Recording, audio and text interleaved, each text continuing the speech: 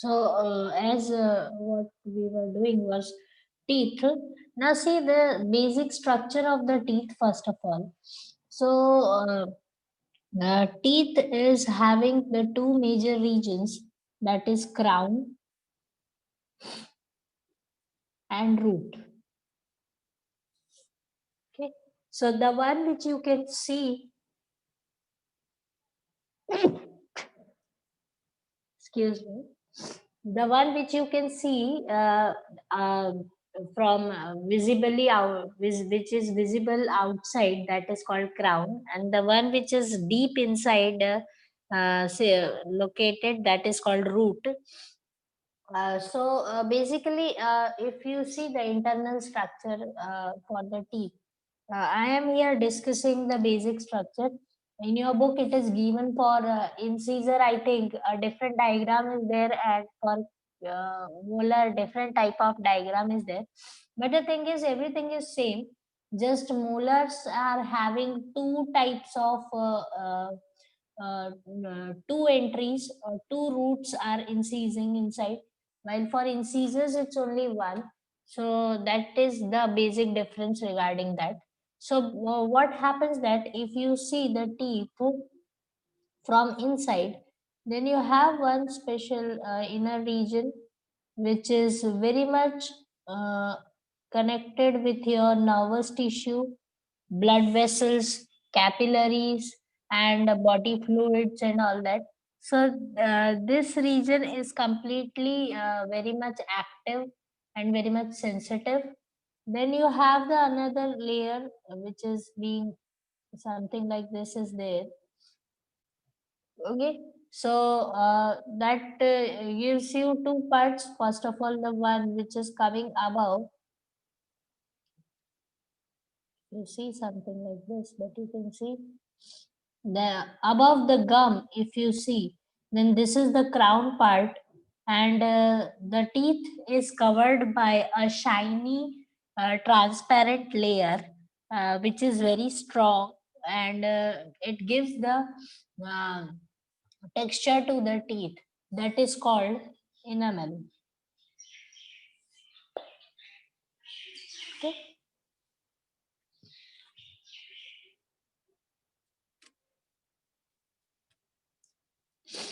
I think enamel is a word which I think girls are very much aware of these words, because they have nail paints and all these things with these words enamel.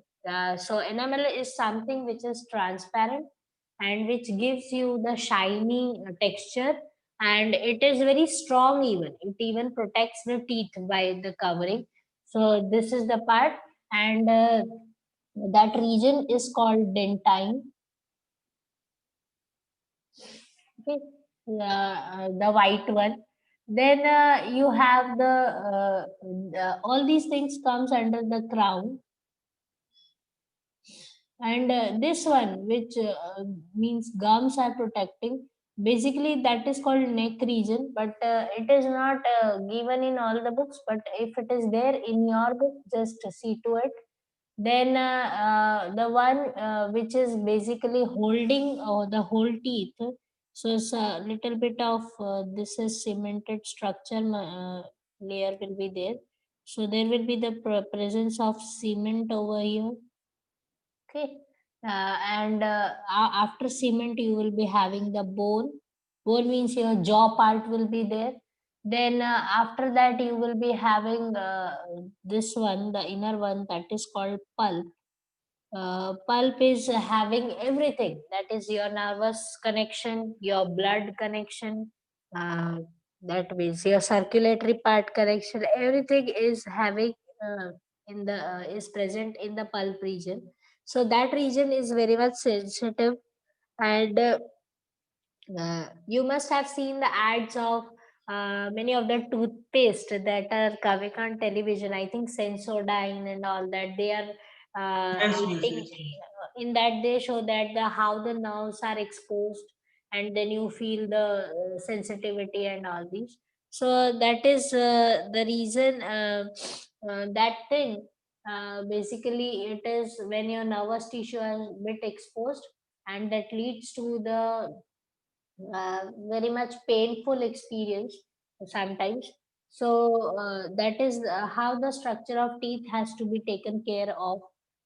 You should not lose, first of all, enamel. Those people who lose the enamel, their teeth, or they just have the injured enamel or diseased enamel, then they have what their teeth will be yellowish or something other type of color will be seen.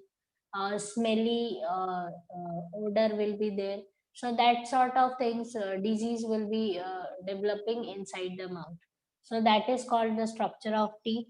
Then you have the formula. Basically, you have the set of formula decided according to the age. So let's see to it. Okay. And okay, fine, these much part is called root. Okay. Now, formula, if we say, so I should write incisor, I for incisor, C for canine, P for premolar, and M for molar. Okay, so we have a different set of teeth decided at every age. So up to 2 years, then up to 18 years, then after 18 years. All these things we will be writing up. So till at the age of 2 years, if we say, now what you are doing is you are writing the number of teeth just on the from the one side. If you are counting, that means if you go, if this is your jaw, okay, upper and lower. So if I count the number of teeth, definitely if from the center I am dividing, so these type of teeth, same type of teeth will be present on this side and this side. So we are just writing only from the one side. We have decided to write the this particular number. So first we have up to 2 years, if we say, so you have two incisors, one canine, no premolar or molar, premolar type of situation is there, and only two molars are there. Similarly, from on the lower jaw also this type of situation will be there. Okay, why premolar is not there in young kids is reason is that the jaw is very small.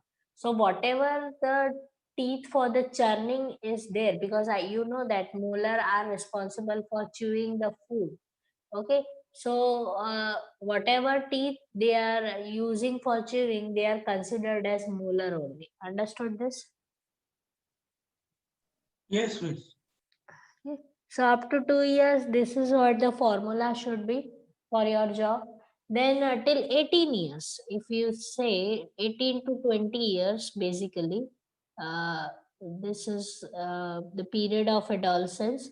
The formula changes to two incisors, one canine, two premolars, and two molars. So this will be the formula for you. Similarly, on the lower jaw will be the same situation. Okay. And if you go for the adult, means after 21 years, uh, there may be the possibility that you get to 1, 2, 3. Okay, so this is how the formula changes. Now see this, this is not compulsory. There may be the possibility that adult will be surviving with this set of teeth only. Okay, there may be the possibility that last teeth which they are getting as called wisdom tooth, there may be the possibility that it is not arriving, or it is arriving too late. In some people it arrives at the age of 40 years, 30 years, 35 years, so there is no fixed time for it. So this type of set is basically, it is not like you should have it compulsory. If it comes, then it is good. If it doesn't, then it's all okay. You are not abnormal regarding that. Understood this? Yes, miss. So this is about the teeth is given. And you know the functions of incisors, that means tearing, and canines, that means uh, smashing everything, because they are the sharp one. And premolar and molar are responsible for grinding and all that. So this is how all these they are functioning. So that part, I think from lower classes you must be studying that your teeth are doing these types of functions, so that you should understand. Then let's go for the salivary glands. Okay, so if we talk about the salivary glands, because they are also present in your mouth and very important source, because due to salivary glands only you are uh, having the sense of taste. Without saliva, taste tasting will be the difficult part. Okay, so let's see this. You have three types of salivary glands. They are called parietal,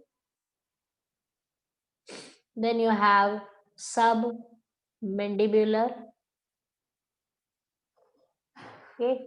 Then you have sublingular. So see this, first of all, parietal.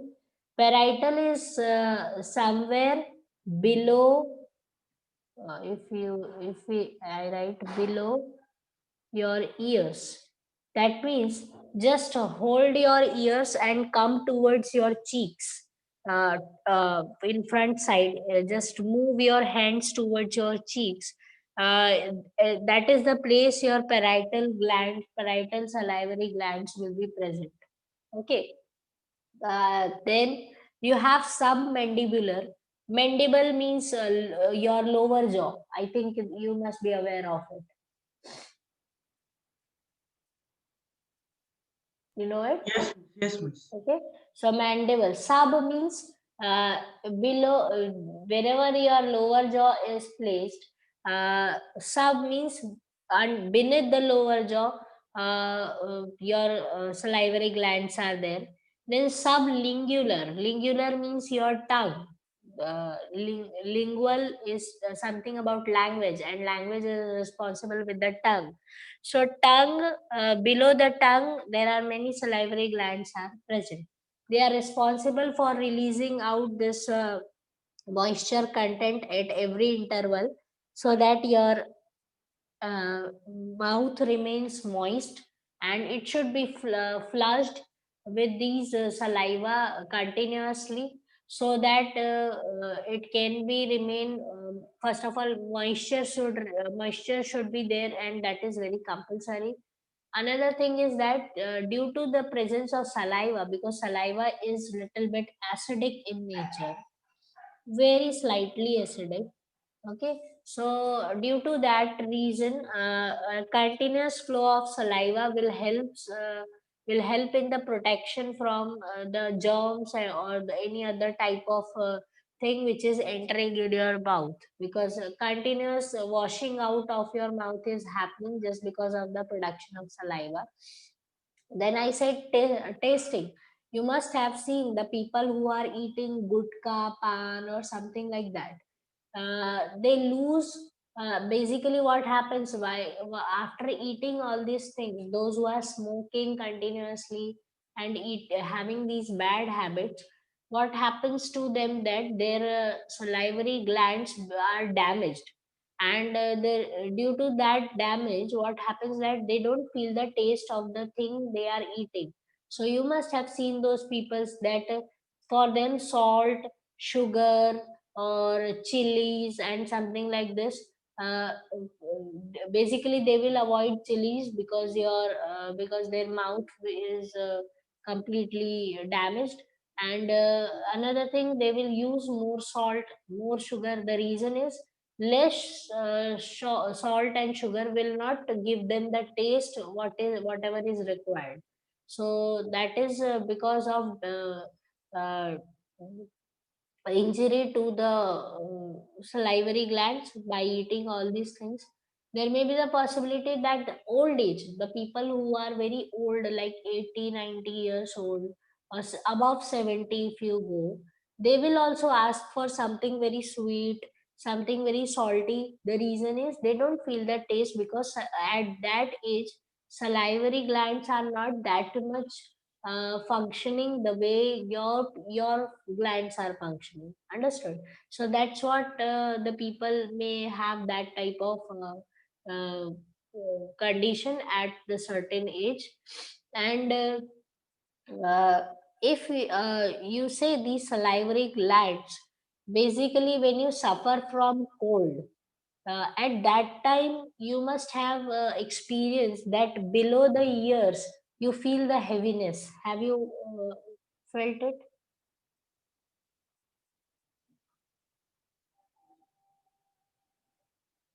Miss, can you please repeat, please? I said that when you are suffering from severe common cold, suppose you are having a common cold infection, at that time you must have felt that you are having that heaviness below the ear, somewhere in your nearby your lower cheek or something like that. You must have felt. Yes, Miss. Yes, Miss. The reason is when you're suffering from cold, that salivary glands are because they are directly exposed to the environment with the help of ear. They have that the infection very clearly, and that is why when you suffer from cold, when you inhale very strongly, then the mucus will be entering in your mouth, that is coming out with your saliva. So all that function is very much related with for the salivary glands. Understood this part? Yes, Miss. Okay, so that there may be the possibility that these salivary glands become a little bit disturbed at that time when you have the infection, but later on they will just uh, very soon they will recover, and you will have this very normal functioning of these glands. So basically, during fever, during common cold, you lose the ability of having that taste of the food. That is the reason, because your salivary glands are also suffering from the infection. Understood this? Yes, Miss. Okay, so that is regarding the salivary glands you should know. Then you have and I think you must be aware that the digestion starts in your mouth only.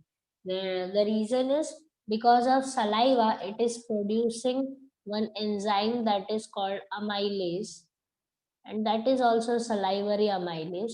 It is also called tyline according to many of the books.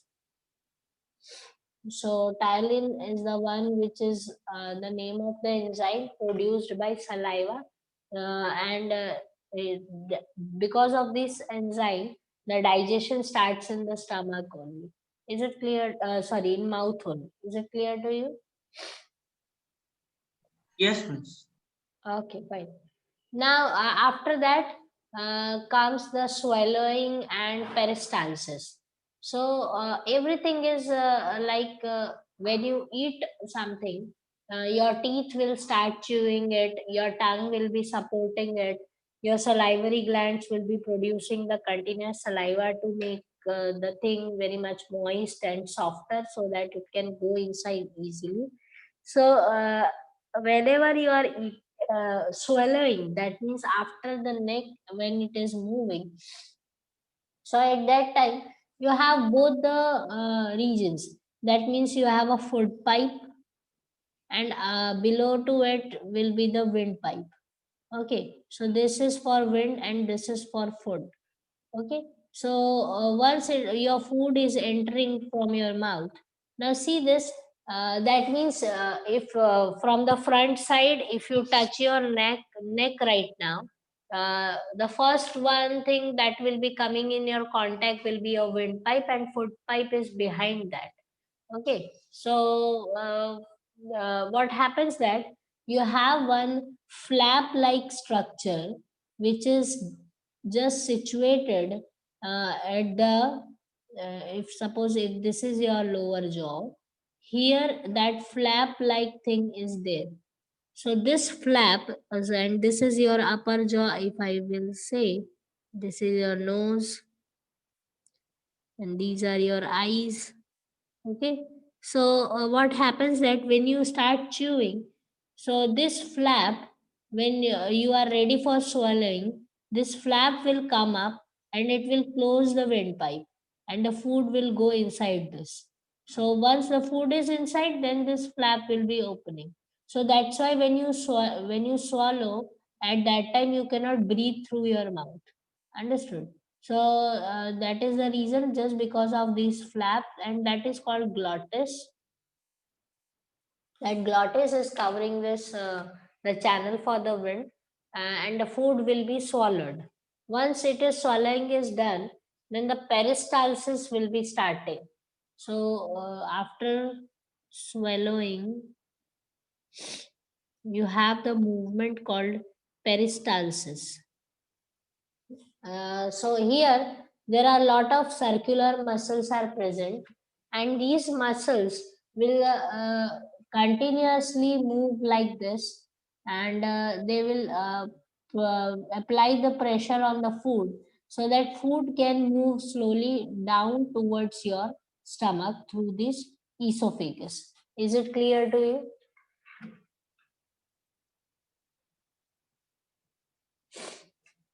Understood?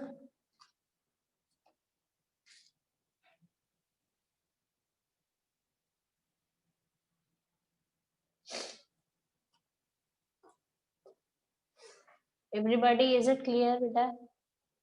It's not like only Kriti Deep will be replying, anybody else can say it. Oh, I don't know who is saying. Ahan is saying, okay, fine. Ishan, Kriti Deep, Supratim, you can also speak out.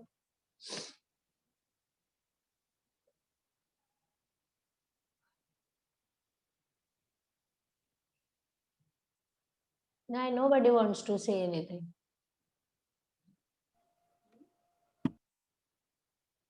Okay, Ishan. Thanks. So fine. So peristalsis is occurring. Now this peristalsis is followed at the level of whole esophagus. So esophagus is a channel of or a tube through which the food is going towards your stomach.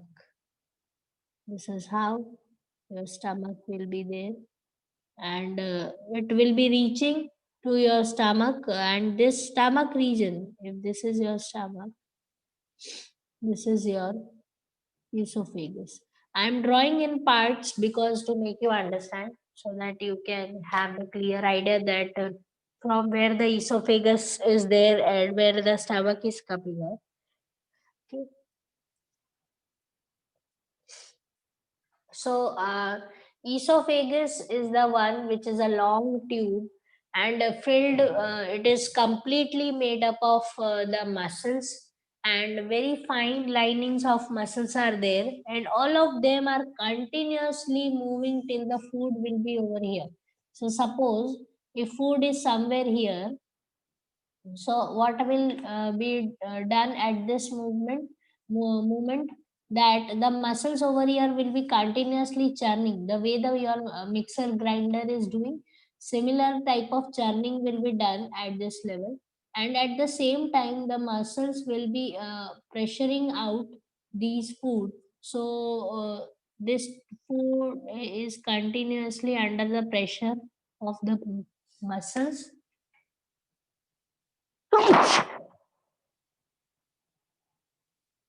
Sorry. So continuous pressure from the muscles will be applied so that the food should move down. Okay. So this is how it is happening. Now let me just give you that in this particular esophagus, at certain levels, you are having some shutter-like thing over in this esophagus. Just hold on.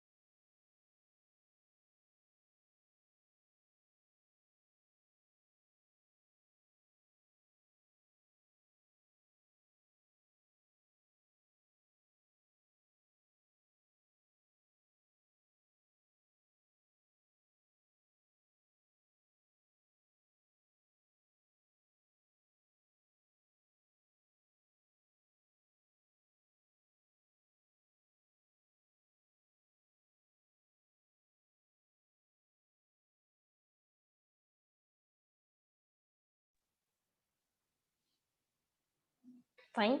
So just see to this that esophagus is having at certain level, you will be having these shutter-like things. That two shutters will be present.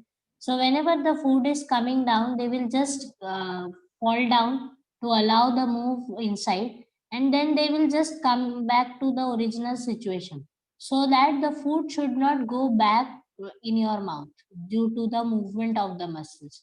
Understood this? Yes, miss. Okay. So here it is present. Then you have, once it is reaching towards your stomach, here a big valve is present. That valve is called sphincters.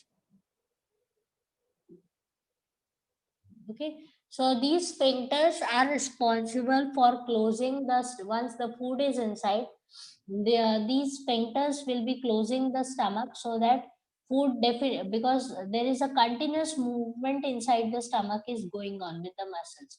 The way you have to put the lid on the mixer whenever you are just trying to grind something, you have to put the lid over it.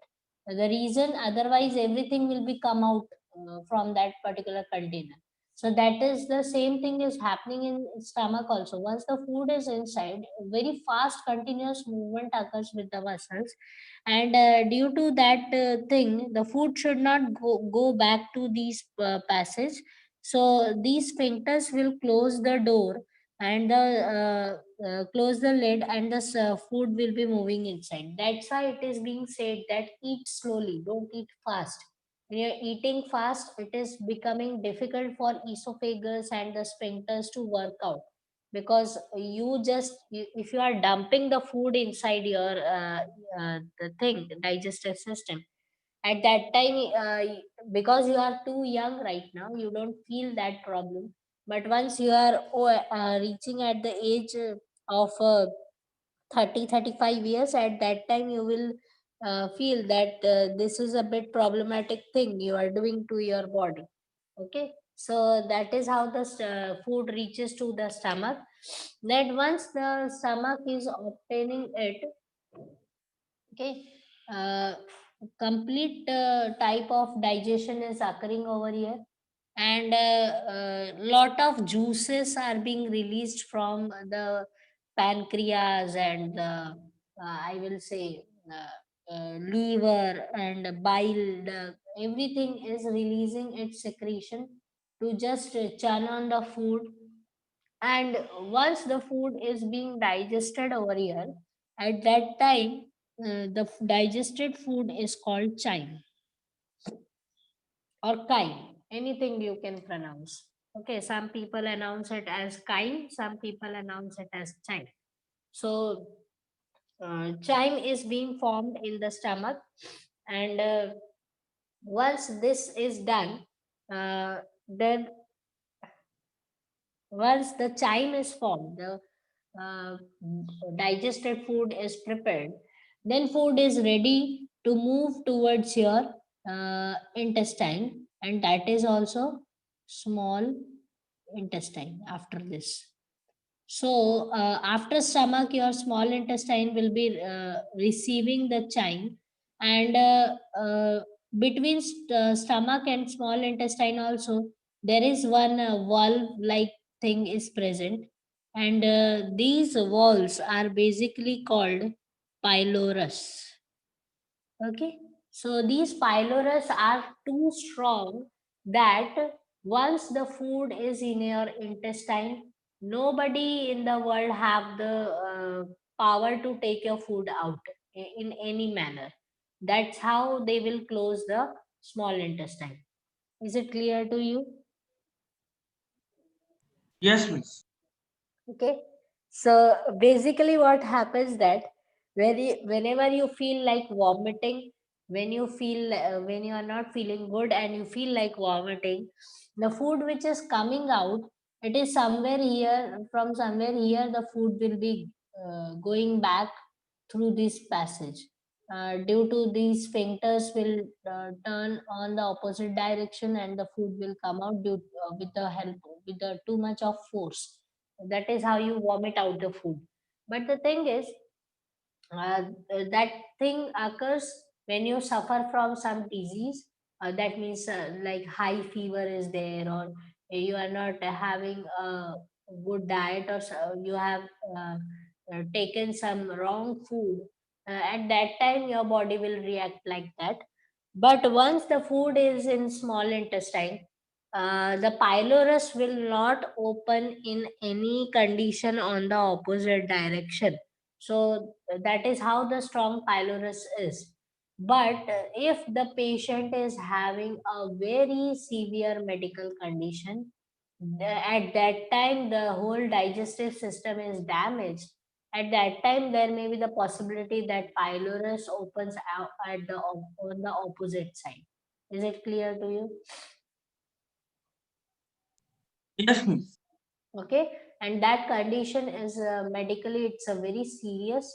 That means the patient can lead to the death also. That's how it can be serious. So this part you have to understand. Now in the stomach, there are so many enzymes are being released. And because actually what happens that all the enzymes are in inactive form, like pepsinogen. Okay, these are in inactive form. It so stomach releases acid, and it is then activated, converted into pepsin, and this pepsin is responsible for digesting out the proteins and all that. So proteins are converted into peptides just because of help of pepsin and all that. So this is how the reaction must be there in your books. Then you have uh, one enzyme that is called renin, and renin activates the casein which into paracasein. See to this that when you drink milk, okay, so once the milk is inside your body, then once it is reaching inside, because of the in contact with the HCl, it is coming with acid. What happens when you're at home, if you have seen that if you introduce a lemon juice in a milk, the milk will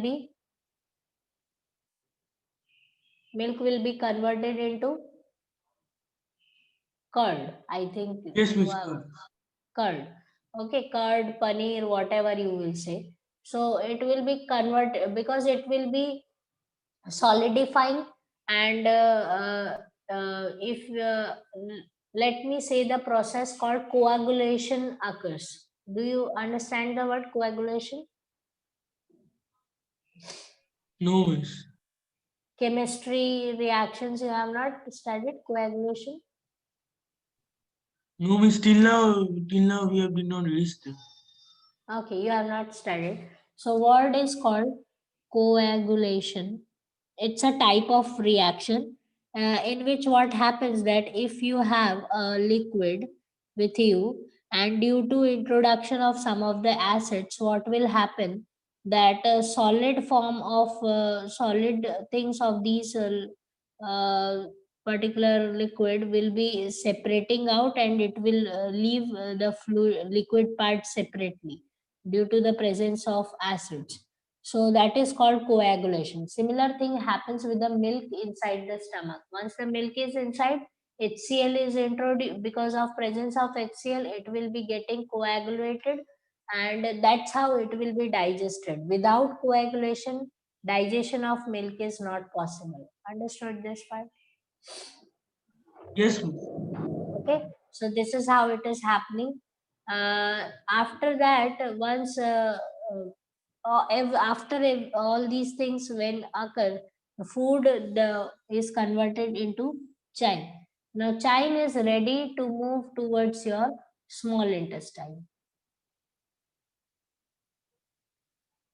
Okay, so the thing it is entering is called chyme.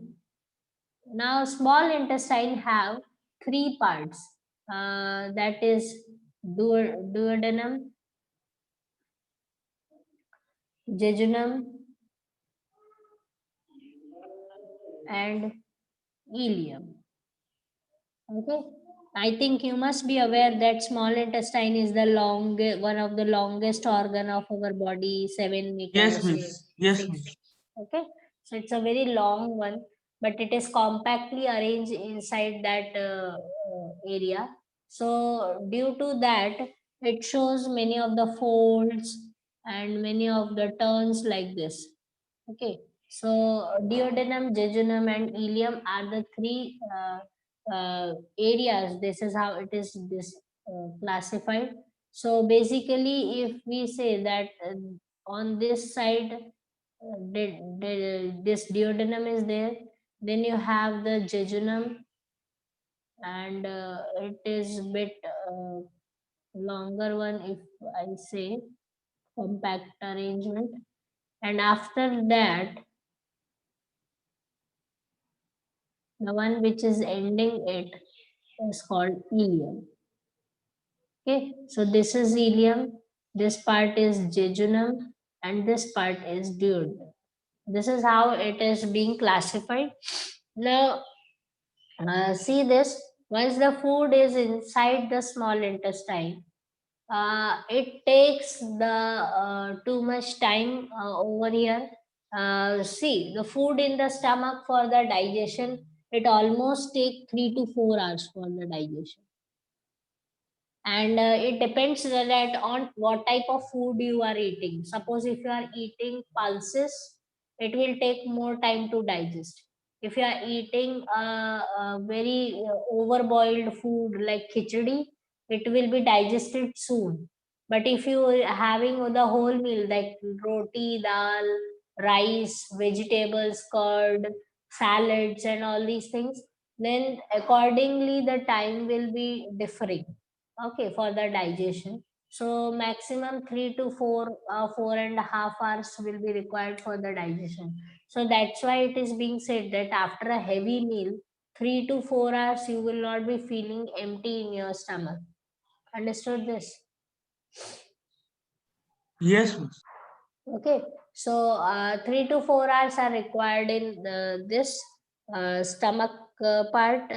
Then after that, in small intestine, it takes almost 8 to 10 hours, sometimes 12 hours also. Okay, for the absorption part is going on. So slowly and very steadily, the food will be moving, and it will be exposing its surface area for the absorption. So the thing inside the, if you walk inside the small intestine, that means if you go inside the intestine, what you will see that you will feel these types of grooves. Okay, so these grooves, if you see them microscopically, let me take one of them. If I just under the microscope, if I observe it, so this particular groove will be having the small grooves like this. Can you understand this? Yes, miss. One, if you what I'm saying is, if you walk inside the intestine, then you will see the grooves, and these grooves, if you see under the microscope, they are also having their own lot of grooves are there. These grooves are called, basically this is called villi. Okay, finger like projections, and these, as you see under the microscope, these are called microvilli. Okay, so because of these turns and foldings, the surface area for absorption of the food increases. More villi, more projections will allow the food to absorb easily the digested food, and whatever is being there, it will take little bit of time for the absorption. Okay, so this is how the food will be slowly getting, because your intestine is directly connected with the blood vessels. So once the food is absorbed, it will reaches to the blood directly. Okay, so in a small intestine, what is happening, all the simplified form of the food is absorbed. That means the carbohydrates, basically it is done in stomach only, but whatever is remaining, Many of the things will be converted into sugars, like these. Proteins are converted into amino acids, because these are the smallest unit of these complex nutrients. Okay, then lipids are also converted into fatty acids plus glycerol. Okay, then vitamins, then minerals, everything will be converted into a simplified form in the intestine, and that is done with the help of so many juices which are being present, like if I say that pancreatic juices, then bile, then the one which is hepatic juices coming from the liver. Okay, all these juices will be helping out to convert the complex form into the simpler form, and this is how they will be allowing the absorption to be done for the simplest form of the food. And these juices will definitely uh, if they are working properly, then only the whole food in your body will be digested, and the person will not be suffering from the any type of digestion problem. That means constipation, or some people are having that indigestion, or all these things, or gas, production of gas is there. So people are suffering from all these conditions, but if they have that all these juices very much means efficiently working, then they don't have these types of problem. Okay, so let me discuss that pancreatic juice is released from pancreas, hepatic from liver, and bile that is from your gallbladder. Okay, so it consists of two types of pigment also, bilirubin and biliverdin. Two types of pigments are present in the bile. So here you have to see that due to these presence of these pigments, whatever type of colorful food you are eating, after, after digestion, and once you are ready for the excretion, everything will be having the same color. The reason is due to these pigments. Understood this? Yes, miss. Okay, so I think it's 8 o'clock. You will be having the school.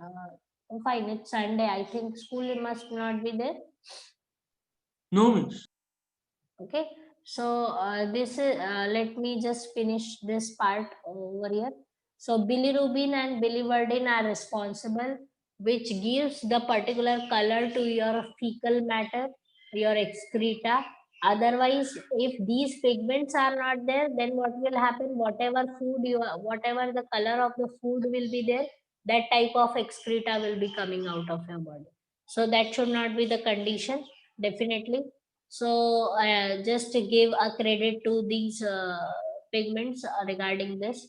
Then after small intestine, there comes large intestine. So large intestine is the one which in which no very much active situation is not there. Or the only thing which is happening is whatever is left over regarding absorption little bit, that part will be done, and after that the whatever the thing which is removed by body, or it is leftover is there, that leftover has to be converted in form of excreta. So you know that this is how uh, your large intestine will be coming, and here your all small intestine will be there inside. If you just open it and keep it placed, At that time you can see it is something like this, and this ending will be reaching to the large intestine, and this large intestine will be receiving the things, and once it is moving like this, then it is coming, I think this region is called colon, and after this is called anus. Through this, here also the peristalsis is going on. So similar movement of muscles will be there, and that will be accumulated for the whole day. And whenever it is means your nervous tissue will be realizing that okay, fine, the excreta is being present, you have to remove it out from your body. At that time, you will have that feeling to release the excreta, and that excreta will also be released through the help of movement of muscles. So muscles will move and remove the excreta out of your body through with the help of opening that is called anus. Is it clear to you? Yes, miss. So this is how the whole digestive system works out, and I think you must be seeing so many uh, things that are coming on television, like the one that means if you eat Yakult, your small intestine will remain healthy, it will give you good bacteria. I think you must have seen that advertisement. Or not seen, don't, no worries. There are so many things which are coming on television that will give you that okay, after eating this you will not suffer from constipation, you will not be having that, your digestion will be okay. Then the person will start eating too much of food. That is not should be done. It's a wrong conception they are giving to us, because having all these things daily will also make your the whole digestive system weak, your intestine very weak, and after some time, that whatever the person are eating for helping out in the egestion excretion, uh, that will also be changed, or it will be like not affecting too much if the age increases. Is it clear to you? Yes, miss. Okay, so this is for today, and we will see the rest of the part in the next class. I think now not much is not there. We will finish it off, and then we will start with the respiratory system. Is it clear to you? Yes, miss. Okay. So whenever you are free, just send me that respiratory system chapter also. And meanwhile, what you have to do is whenever you are free, when you have a free time, just give a one reading to the omitted chapters. Understood this? Okay, miss. Okay, because they are just like environment, and a very basic part is there. You if you read, uh, that will be helpful for you, because after respiratory system I am going to discuss these omitted chapters also, and I will tell you to ask me the things, or tell you to describe out the things. So whenever you have the time, just go through them. Understood? Okay, miss.